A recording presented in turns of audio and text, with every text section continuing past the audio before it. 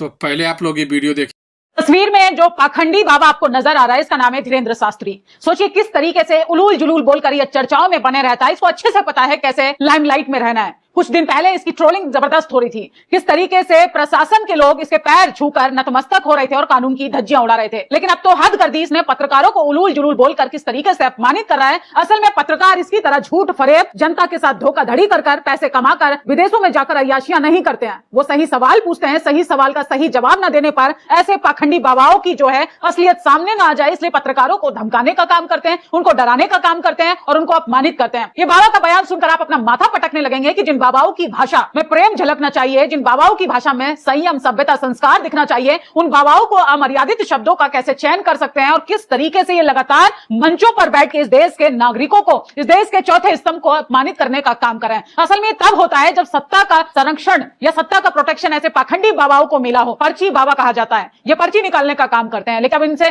देश के हालातों पर पर्ची निकालने के लिए बोला जाता है तो ये सोचिए पत्रकारों को उलूल जुलूल कहते हैं और किस तरीके से उनको अपमानित कर रहे हैं। आप उनकी भाषा में खुद ही सुनिए। बाकी जिस पत्रकार को जो खुजली हो तो प्रश्न कर सकता है। तो सुना आपने, ये बाबा की भाषा है, धीरेन्द्र शास्त्री की भाषा है, जिसको बागेश्वर धाम कहा जाता है, जिसकी अपनी खुद एक सरकार चलती है मध्य प्रदेश के अंदर। सोचिए किस तरीके से एक शख्स जो है पत्रकारों को कह रहा है, जिन पत्रकारों के अंदर खुजली है, जिन पत्रकारों के अंदर चुल है, वो सवाल पूछ सकते हैं। मतलब सवाल पूछना चुल होता है, सवाल पूछना पत्रकारों की खुजली होता है। ऐसे बाबाओं को शर्म आनी चाहिए। असल में जनता के पैसे पर ये ऐश और आराम की जिंदगी काटते काटते इन पर चर्बी चढ़ गई है। ऐसे लोगों को जब तक बाइकआउट नहीं करेंगे, पहले महिलाओं को उलूल जुलूल कहते हैं, महिलाओं को खाली प्लॉट बताते हैं, महिलाओं को किस तरीके से अपमानित करने का काम करते हैं, कहते हैं हमें गाड़ी दो, बंगला दो और महिलाओं को छोड़कर सब कुछ हमारे नाम कर दो। किस तरीके से ये बाबा अब पत्रकारों को भी अपमानित करने का काम कर रहा है, क्योंकि पत्रकार, खासकर सोशल मीडिया के पत्रकार, ऐसे बाबाओं को नंगा कर उनकी असलियत जनता के सामने लेकर आ रहे हैं। अब इनकी दुकानों पर ताला लग रहा है। तर्क वितर्क बात करने में इनको घबराहट होती है, क्योंकि इनकी पर्ची, इनको अच्छे से पता है कि हमारी पर्ची नहीं, असल में प्रोपेगेंडा है। अगर वो जनता के सामने आ जाएगा तो हमारी जो धर्म के नाम पर दुकानें चल रही हैं, पाखंड के नाम पर जो दुकानें चल रही हैं, वो ठप पड़ जाएंगी। वही बात करें और भी अन्य बाबाओं की। सोचिए कुछ तो ऐसे भी बाबा हैं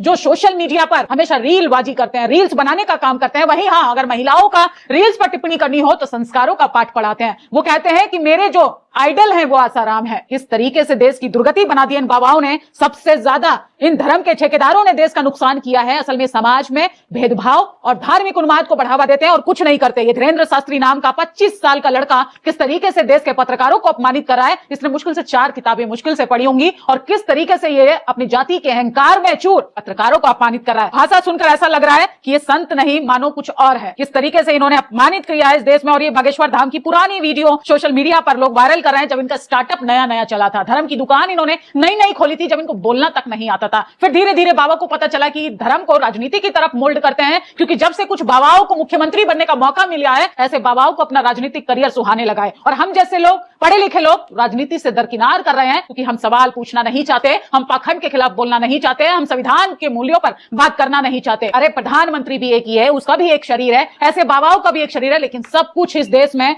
मानसिक स्थिति पर निर्भर करता है कि आपको अपनी जाति के आधार पर विक्टिम कार्ड खेलना है और जाति के आधार पर आपको धार्मिक उन्माद फैलाकर मजे लेने हैं। ये उस दौर का वीडियो है जब बागेश्वर धाम पर्ची बाबा नया नया स्टार्टअप शुरू किया था। इस पुराने वीडियो में देखिए पर्ची बाबा किस प्रकार से भोली भाली जनता को मूर्ख बनाता आया है। दरअसल आज भाजपा के एजेंट है, भाजपा के कहने पर उसके हिसाब से बयानबाजी किया करता है, इसलिए इससे इतना महत्व और मौका मिल रहा है। तो ये बीजेपी के प्री प्लांट बाबा हैं, जिनका काम सिर्फ हिंसा को बढ़ावा देना, देश में नफरत बांटना, देश में अपने पड़ोसी को गाली देने का काम ये लोग सिखाते हैं। और महिलाओं को, खासकर मुझे तो महिलाओं पर सबसे ज्यादा गुस्सा आता है कि ऐसे बाबाओं की भाषा सुनकर तालियां बजाती है। अरे वो आपको गाली दे रहे हैं और आप उनको ताली बजाने का काम कर रहे हैं। संविधान जो आपको समान अधिकार देता है उसको छोड़कर ऐसे पाखंडी बाबाओं के आगे आप दरबारी लगाने जाती है। कुछ तो शर्म आनी चाहिए देश की महिलाओं को।